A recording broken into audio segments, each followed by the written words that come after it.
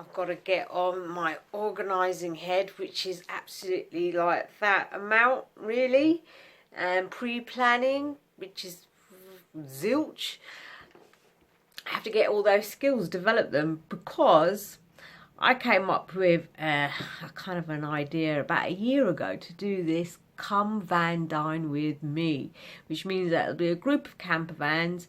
One does a starter, one does a main, one does a dessert. They all cook in their van, and then we all sit around and eat it. And it's not a competition or anything. I just wanted to film how they use their vans in a real life kind of situation, the cooking and eating way, and I thought it'd be just quite interesting viewing.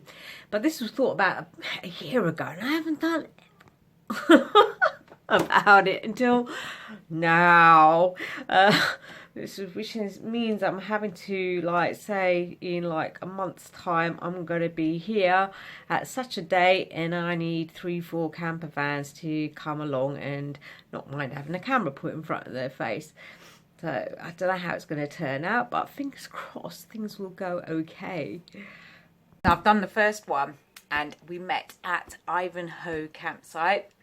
And it was brilliant, and thank you very much to Chris for turning up. He was the only one out of the 6 people said that they were going to, but he was such brilliant fun, and I got to see around his motorhome, and you all will see what happened. I'm going to split it in parts because I don't want you all to get bored in the one lengthy long thing, so it's going to be maybe 3 or 4 parts to what happened.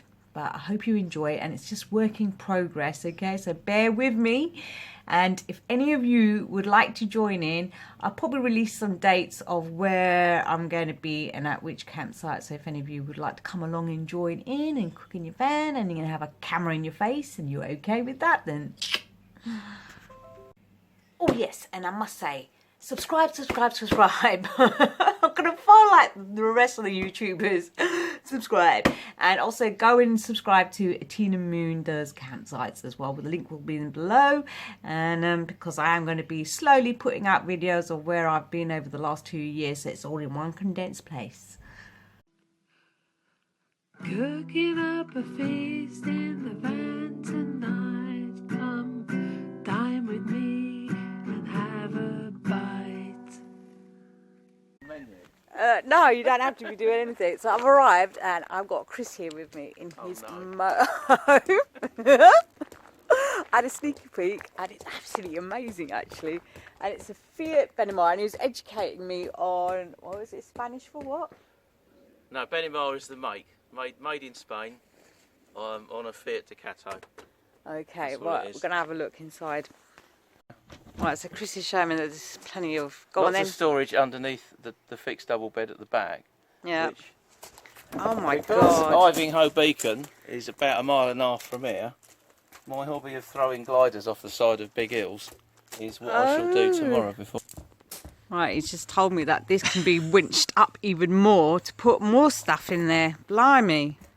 So now we're going in. Right, check this out. This is ultra modern. That's a sleeping space up there as well. If you've got little legs, there's a ladder to get up in there. Okay, that's for little people. Oh, this all swivels around. But the decor is quite fresh and bright in here as well. You got a little step to get into that bed. Into the bed, fixed bed, and this is your kitchen. Where are you going to be cooking tonight? This is my gas tandoor in there. Look. Oh, that's your tandoor. I thought you had a proper one going on. I know you did. I only got your little TV going on. Oh, and that's the bathroom, shower, and everything going on in there. In there. Don't look too much. Okay. But that's the bathroom. And shower. It's a nice little setup. Special feature of this. Okay, for a family, you saying? Are you filming? Yeah. Are we on telly? Yeah. Hello, Mum. Yeah, I really ought to be on a commission from Marquis Motorhomes because I think this is very clever. Because you've got a foldy out Wow. sofa, which you can move around. And just by Mooney's left leg is another little seat. for someone else. There is a cushion that goes on there as well. Good God. So you can have a few people sitting round here. You definitely could, couldn't you? At least 6. Having a few onion barges or samosas or whatever. I'm going to poison you tonight.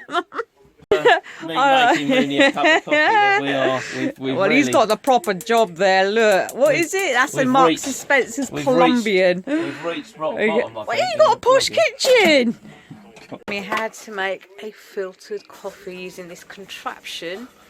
So it unfolds into this long tubey thing. It is called an AeroPress. Okay. Right, so we're gonna. Essentially, it's an expensive syringe. I don't know how much they are. They're 20 quid ish. But if you're not on electric hookup and like me and Mooney, by the sound of it, you like coffee, this is the way to go. Pause, because I've got to burn some.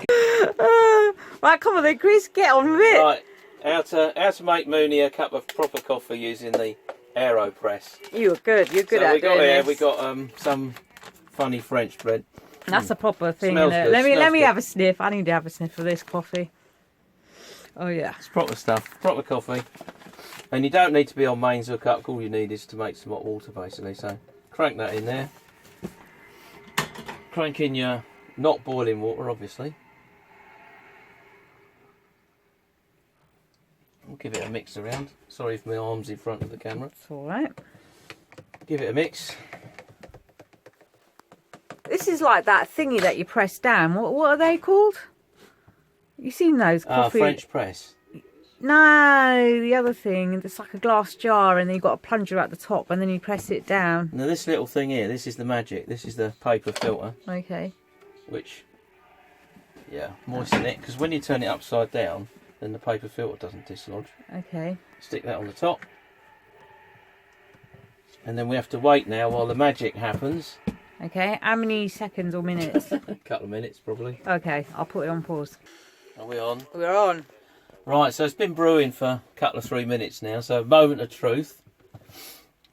The trick is to get that in there. Now, it is literally just a great big syringe, so I'm going to push down on that, Okay. and it's going to force this lovely coffee juice through that little paper filter that I showed you. Ah. It's taking a bit of force, isn't it? Yeah, I've got to use the force. There we go. No, it doesn't sound like someone having a wee. There you go. So, that is now in there. Job's a good one. Right. And a bit of milk, please. And a bit of milk. Totally ruined the filtered coffee. So at the moment it tastes of coffee, but we're just going to make it taste of milk. I look, his fridge lights up with LEDs.